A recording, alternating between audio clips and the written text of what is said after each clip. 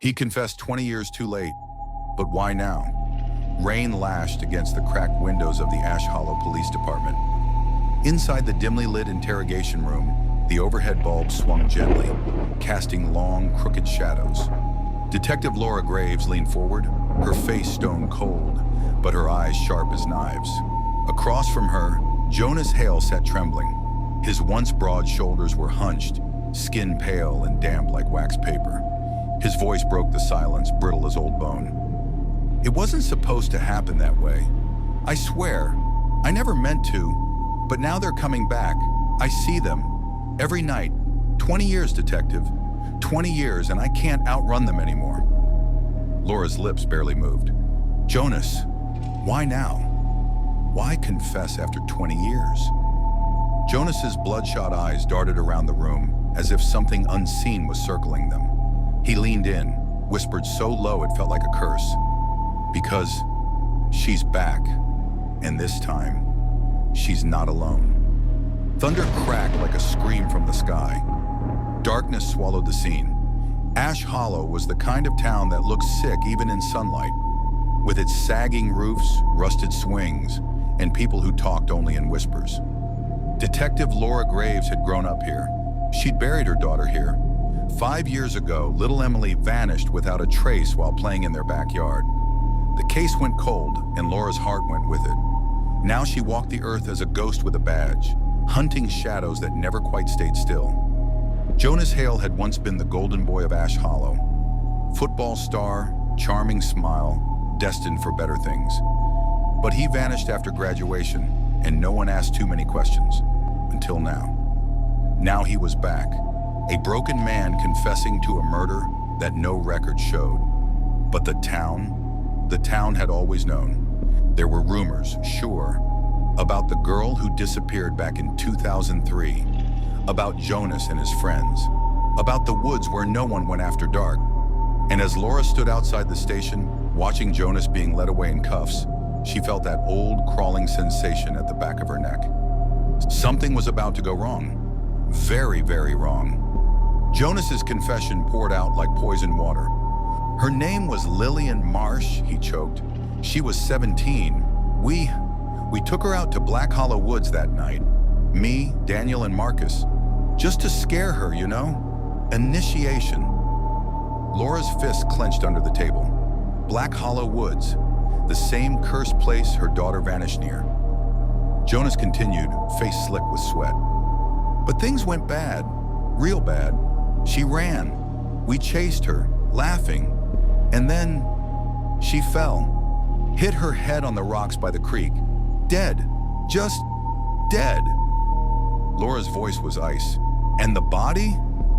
Jonas looked up, and for a moment, there was a flicker of that golden boy smile. Twisted now, however, and broken. We buried her under the old willow, and we swore never to tell. The crime scene was uncovered within hours. Bones, brittle, tangled in roots, right where Jonas said. But the strange part? The skeleton was small, too small for a 17-year-old girl. Laura's stomach turned. Jonas, she whispered, are you sure it was Lillian you buried? Jonas blinked. Then slowly the grin vanished from his face. I don't know anymore. The air in the room grew colder, much colder. The investigation cracked open like a rotten egg. Daniel and Marcus, Jonas's old friends, were found dead within days. Daniel was discovered hanging in his shed, his face frozen in terror, claw marks on the door, as if he'd tried to escape something. Marcus drowned in his bathtub, the water black with soil and leaves like swamp water. His wife swore she saw a girl standing at the foot of their bed the night before, a girl with wet hair and empty eyes. Detective Laura dug deeper. She found Lillian Marsh's parents, but they had moved away years ago, their daughter's disappearance officially listed as a runaway. But when Laura found the Marshes, they dropped a bombshell. Lillian came home that night, shaken, crying, but alive. She left town the next morning. We never spoke of it again. Laura's blood ran cold. If Lillian was alive, whose bones had they just dug up? The town's records were a mess, but whispers led Laura back to another missing girl. a 9-year-old named Sophie Clark, vanished exactly 20 years ago. The same week Jonas and his friends had their initiation. As Laura pieced it together, a chilling pattern emerged. Every man involved in the incident was dying, and Jonas was next. But Jonas wasn't scared of death. "She told me," he sobbed in his cell that night. "She said I'd see my daughter again if I confessed. She said she'd bring her back, but I had to tell the truth first." Laura's heart stopped. "Your daughter?" she asked. "No," Jonas whispered. "Yours." Storms raged over Ash Hollow as Laura drove toward Black Hollow Woods, heart pounding like a war drum. Flashlight cutting through the dark, she reached the old willow. There, half buried in the wet earth, was a child's shoe. Pink, with a faded cartoon rabbit on the side. Emily's shoe. Her mind reeled. Jonas hadn't killed to cover up Lillian's death. He had buried someone else that night, a child. And now, her own daughter's belongings were surfacing. Laura turned, and there she was, a figure in white, standing just beyond the tree line, small, soaked in mud. "Mommy," the voice whimpered. Laura's heart shattered. She ran forward, but as the figure stepped into the light, the face was wrong, rotten, hollow-eyed, a smile too wide for its small face. "You left me here, Mommy," it giggled. "Now you have to stay."